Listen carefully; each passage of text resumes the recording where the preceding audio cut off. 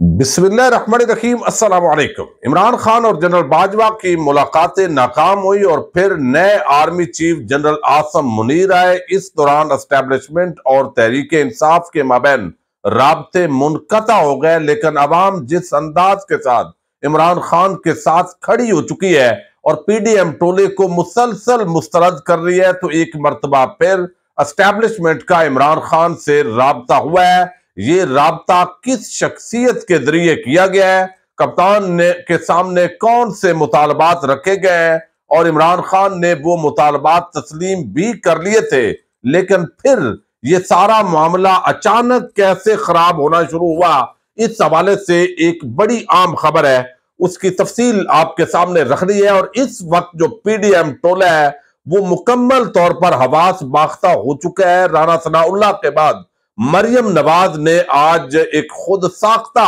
वकला कन्वेंशन से गुफ्तगू की है और तख्त या तख्ता, अब ये आखिरी कोशिश होगी मरियम नवाज को बाकायदा सबूत फराम करके, यानी ऑडियो वीडियो जो असला उनको चाहिए होता है वो फराम कर दिया गया और जजेस के खिलाफ अब उनकी जो लॉन्चिंग है वो कर दी गई है और जो लौंडे लपाड़े हैं उनको भी बाकायदा तौर पर जो है वो बटन दबा दिया गया। पहले थोड़ा सा इसकी तफसील मैंने आपके सामने रखनी है, चूंकि इस वक्त पाकिस्तान का आइन, कानून और आवाम के हकूक का तहफ़्फ़ुज़ चीफ जस्टिस उमर अता बंदयाल के कंधों पर आन पहुंचा है। अगर वो प्रेशर ले गए तो अब ये माफिया जो है वो पूरी पाकिस्तानी कौम की अक्सरियत को रौंद डालेगा और इमरान खान और तहरीक इंसाफ जो है वो तो इसका शिकार होंगे ही। अब मैं आपको बताता हूं कि किस तरीके से हम बड़े बड़े नाम सुनते थे कि किस तरीके से वो आइन और कानून की बात करने वाले हैं, वो बड़े हो गए हैं, वो उन्होंने बड़ी कुर्बानियां दी हैं, उनको कोई गरज नहीं है कि वो एंटी एस्टेब्लिशमेंट है, चूंकि बेशक नवाज शरीफ हो, इमरान खान हो, लेकिन ये किस तरह के लोग एक्सपोज हुए हैं। मतीउल्लाह जान सहाफत में एक बड़ा नाम है, लेकिन आप देखिए किस सदला गिर चुके हैं, क्योंकि इस वक्त नून लीग ये नरेटिव लेकर आ रही है, 3-4-5 जज जो है वो मैनेज नहीं हो पा रहे हैं, वो एस्टैब्लिशमेंट की भी नहीं सुन रहे, वो पीडीएम हुकूमत की भी नहीं सुन रहे, वो आइन और कानून की सिर्फ सुनते हैं।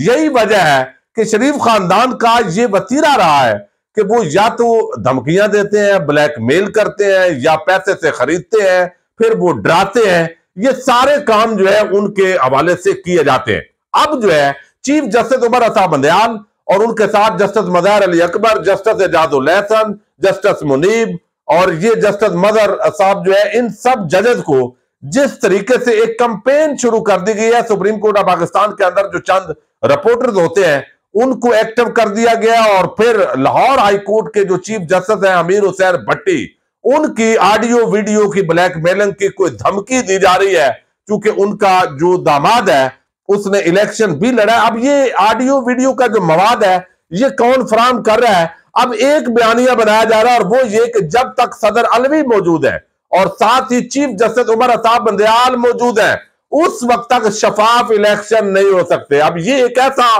मन घड़त किस्म का बयानिया है कि चीफ जस्टिस बनने से पहले ही जो जस्टिस काजी फायद ईसा है उनको मुतनाज़िया बना दिया गया है, यानी ऐसे जहर कर रही है नून लीग के वो उनके पार्टी के बंदे हैं, वो कोई नवाज शरीफ और मरियम नवाज के वर्कर है। और ये सारे जो इस वक्त सुप्रीम कोर्ट के रिपोर्टर्स और ये सारे मिल कर जो है वो मरियम नवाज के साथ खेल रहे हैं। जरा ये आप पहले देखिएगा कि इस वक्त जो सहाफी है उन्होंने ये बयानिया तो शुरू कर दिया है। अब दूसरी तरफ एक है सहाफी, वैसे उसको कहते हैं अजहर जावेद, ये दुनिया न्यूज से ताल्लुक रखते हैं। अब इन्होंने आज जो ट्वीट्स किए हैं वो 2 तस्वीरें लगाई हैं साबिक चीफ जस्टिस साकिब निसार की और साथ ही जो है वो जनरल फैज हमीद की। अब यहां पर ये कमेंट कर रहे हैं और ये जब इस तरह के लोग 5-4 लोग ऐसे हैं जब वो कमेंट कर रहे होते हैं कोई खास, तो वो बाकायदा मरियम और नून लीग का एक एजेंडा होता है या वो एस्टैब्लिशमेंट का एजेंडा होता है और जो सियाने लोग हैं वो समझ जाते हैं कि आगे क्या होने वाला है। अब वो कहते हैं क्या पार्लियामेंट के मुश्तरका इजलास में इन हाजिर सर्वस जजेस के खिलाफ मुकम्मल सबूत पेश किए जाने का वक्त आन पहुंचा है, जो उस वक्त सियासी रोल अदा कर रहे हैं, जो इस वक्त सियासी रोल अदा कर रहे हैं, जो एक सियासी जमात और साकिब निसार और फैज हमीद के साथ मुकम्मल राब्ते में है, जिनकी ऑडियोज भी मौजूद है, जो अपने हल्फ की खिलाफ वर्जी करते हुए पाकिस्तान को अनारकी में ले जाने की सहूलतकार साबित हो रहे हैं। अब ये जनरल फैज हमीद और जनरल जो चीफ जस्टिस है साबिक साकिब निसार, उनके हवाले से नून लीगी ये दावा कर रहे हैं कि उनके पास ऑडियो ऐसी उनकी मौजूद है जिसके अंदर वो इमरान खान की सहूलतकारी कर रहे हैं। अब ये जो बयानिया है ये बना दिया गया और मरियम नवाज ने मजीद आज जो एक खुद साख्ता, कोई पता नहीं आगे 10, 15, 20 जो भी बैठे हुए थे, मैं वीडियो नहीं देख सका। आज इतवार के दिन कौन से वो वकला कन्वेंशन था, ये मैं इस पर बड़ा हैरान था, चूंकि वकला के अंदर इस वक्त जाकर मरियम नवाज खिताब करने की पोजीशन में नहीं है, क्योंकि वो एक तबका है जो आइन और कानून के जरिए जब बात करेगा तो मरियम और उनके बाप के पास इसका कोई जवाब नहीं है, क्योंकि आइन और कानून को रौंद कर सिर्फ मुख्तदार इदारों के तलबे चाट के वो जबरदस्ती इस वक्त पाकिस्तान के इक्तदार पर फायद है। मरियम नवाज कहती है कि हम इलेक्शन से नहीं डरते, यानी मैं आपको बता चुका हूं इतवार के दिन कोई लाइव कन्वेंशन नहीं होता, ये जस्ट कोई आगे वकला का वफद अपना था नून लीग का बिठा के, तो आगे पूरी जो तकरीर करनी थी वो कर दी है उन्होंने। अब यहां पर जो है हम इलेक्शन से नहीं डरते, इसका मतलब है इलेक्शन आपसे डर रहा है, मगर इलेक्शन से पहले इंसाफ के तराजू के दोनों पलड़े बराबर करने होंगे, और अगर ये पलड़े वल्ला बराबर हो जाए तो आप सारे इस वक्त जेल में हो। ये पलड़े तो बराबर नहीं हो रहे, आपको बचा लिया जाता है, मनी लॉन्ड्रिंग होती है, फर्द जुर्म आयद नहीं होने दी जाती। इस मुल्क की अदलिया एस्टैब्लिशमेंट सब मिलकर वो इस बड़ा जो शरीफ और जरदारी माफिया है उसके लिए छतरी फराम करते हैं। यही तो लोगों का गिला है जिसकी वजह से इन नफरतों के अंदर इजाफा हो रहा है। अब यहां पर जो है वो कहते हैं कि हम इलेक्शन से नहीं डरते, मगर इलेक्शन से पहले इंसाफ के तराजू पलड़े बराबर होने चाहिए। भाई बराबर होंगे, आप पर करप्शन के इल्जाम है और इमरान खान पर तो फलां जगह पर पथराव हो गया इसके इल्जाम है। इमरान खान जुडिशियल एस्टैब्लिशमेंट की मदद से सेलेक्ट होना चाहते हैं। पहली बात तो यह है कि अदलिया के खिलाफ, जजेस के खिलाफ, हाजिर सरवत जजेस के खिलाफ ये तकरीर पीटीवी पर लाइव टेलीकास्ट हुई है, जो पैमरा का चेयरमैन खुद साख्ता बेशर्मी और बेहयाई की इंतहा करते हुए, यानी सिर्फ इस मुल्क के अंदर क्या एक आर्मी चीफ या एक इदारे की इज्जत है, बाकी इदारे फजूल है? तो ये बात देखने की जरूरत है। इसका मतलब है कि ये सब मिले हुए हैं और ये मरियम नवाज अकेली नहीं है, उसके साथ सारे मिले हुए हैं कि इन जजेस को पढ़ जाओ और मरियम को सबूत देकर बाकायदा कुछ ऑडियो और ये सारी देकर लॉन्च किया गया कि भाई अपनी जंग लड़ो। अगर तो प्रेशर जज साहब ले गए, जज साहबान, तो फिर ठीक है, वरना अगर उन्होंने फैसला दे दिया तो आपके मुकद्दर। तो ये एक आखिरी जंग है, याद रखिए, जो इस वक्त मरियम नवाज और उनका टोला लड़ रहा है, क्योंकि इसके बाद या तो सुप्रीम कोर्ट के जजेस ने एक दूसरे को कुर्सियां मारनी है, आपस में तकसीम होना है जैसे चीफ जस्टिस सजाद अली शाह के जमाने में हुए थे, या फिर अवाम ने जबरदस्ती आजादी इस पूरे टोले से ले लेनी है। हालात इस तरफ बढ़ रहे हैं, अब जरा देखिएगा।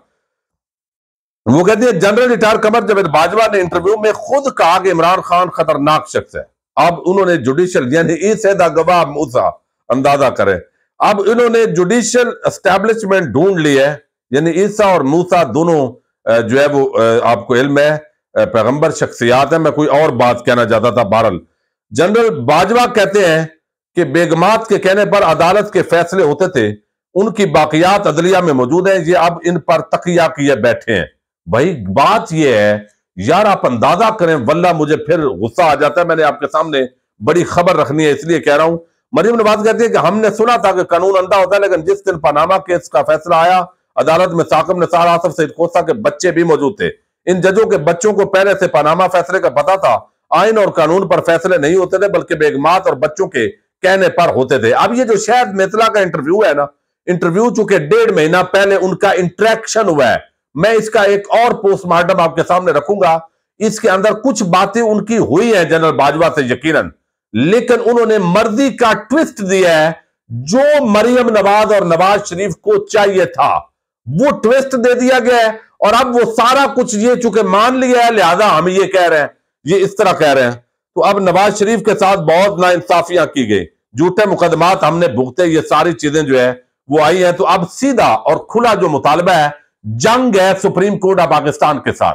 जंग है सुप्रीम कोर्ट ऑफ पाकिस्तान के चीफ जस्टिस और चंद कानून और आइन के साथ खड़े होने वाले जजेस के साथ। उन जजेस को मुतनाज़ा बनाना है और उनके साथ लड़ना है जो दरअसल मैनेज नहीं हो रहा है। ये एक वाज़ेह अंदाज में दिखाई दे रहा है, वरना सब एक पेज पर होते हुए काजी फायज ईसा साहब के मुतवाले और जो जजेस हैं उनके मुतवाले सारे इकट्ठे हो रहे हैं। अब इम्तिहान है काजी फायज ईसा का, वो कानून और आइन के साथ खड़े हैं या शरीफ और जरदारी माफिया के साथ खड़े हैं, क्योंकि ये उनकी क्रेडिबिलिटी का भी एक बहुत बड़ा इम्तिहान है। अगर वो माफिया के साथ खड़े होंगे तो वो लड़ेंगे, आपस में लड़ेंगे और ये एक मजीद डिवीजन खड़ी होगी। कौम सब कुछ देख रही है। अब एक बड़ी जो खबर है वो आपके सामने माजरत चाहता हूं, वो लेट होगी रखनी है, और वो ये है कि बड़े आम जर्नलिस्ट हैं कामरान यूसुफ साहब, एक्सप्रेस पर प्रोग्राम करते हैं और ज्यादा वो बातें नहीं करते, चूंकि इकोनॉमी पर वो उनकी डिस्कशन होती है, पॉलिटिकल इकोनॉमी पर। उन्होंने ये दावा किया है कि अगरचे जो बाजवा साहब और इमरान खान की मुलाकातें थी उस वक्त एस्टेब्लिशमेंट से राब्ता था, मुख्तलिफ जराए से वो नाकाम हो गई, फिर general Asim Munir army chief बन गए, फिर दरमियान में राब्ता मुनक़ता हो गया, लेकिन 2-3 हफ्ते कबल एक राब्ता हुआ है और वो एक कमर्शियल बैंक के ओनर हैं, उनके थ्रू जो है वो ये राब्ता किया गया। इमरान खान को एस्टेब्लिशमेंट की तरफ से अप्रोच किया गया, एस्टेब्लिशमेंट ने ये पैगाम पहुंचाया है और पैगाम के अंदर जो है वो कुछ मुतालबात थे। चूंकि इमरान खान का एक ही मुतालबा था और वो था इंतखाबात करवाएं, फ्री एंड फेयर करवाएं, ताकि जो भी हुकूमत आए वो इख्तिदार संभाले और मुल्क के मामलात बेहतरी की तरफ बढ़े। अब इस पूरे मामले पर जो है वो कहा गया है कि एस्टेब्लिशमेंट ने जो रवाबत की है, चूंकि मुख्तलिफ मल्टीपल टास्क होते हैं, आपको इल्म है कि एक इमरान खान वजीर आजम थे और एस्टेब्लिशमेंट जेल में जाकर नवाज शरीफ से डीले कर रही थी, शहबाज शरीफ से डीले कर रही थी, जो अब तकरीबन इस हवाले से कहा जा रहा है और सारा सामने आया। तो ये चल रहा होता है, एक मरतबा हुकूमत के अंदर होते हुए अपोजिशन के साथ अगले मामलात उन्होंने सेटल करने, और खासतौर पर एक सबसे बड़ी जमात तहरीक इंसाफ जो एक अवाम के अंदर पॉपुलर है। अब यहां पर जो है वो कहते हैं 3 मुतालबात। एक तो ये कि एंटी एस्टेब्लिशमेंट बयानिया जो है इसको कम किया जाए, ये मुतालबा आया एस्टेब्लिशमेंट की तरफ से। दूसरा, शहबाज शरीफ से यानी वजीर आजम से और हुकूमत से बात करें, जो अगला इलेक्शन है उस पर आपका बैठना जरूरी है, यानी पीटीआई का और हुकूमत का। और यही वजह है कि इस पर बयानात आए हैं, यानी पीटीआई की तरफ से मुसलसल पिछले 2-3 हफ्तों से कि हम बैठने के लिए तैयार हैं, इलेक्शन की बात करें। इमरान खान जो है अगर वजीर यानी फिर उन्होंने इमरान खान साहब ने भी कहा था कि मैं किसी भी मुल्क के मफाद की खातर बैठने के लिए तैयार हूं, तो वो यही सारा जो है वो मामला था।